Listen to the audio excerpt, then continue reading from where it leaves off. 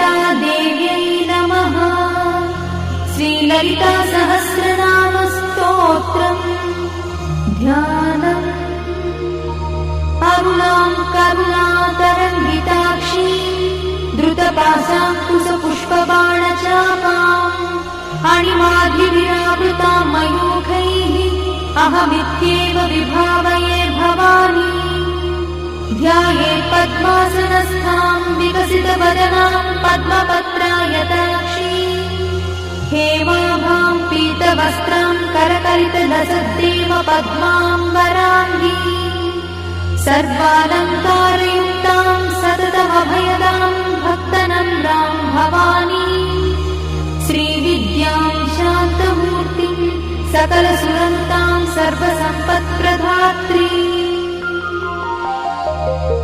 श्रीमाता श्रीमहाराज्ञी श्रीमत्सिंहासनेश्वरी चिदग्निकुण्डसम्भूता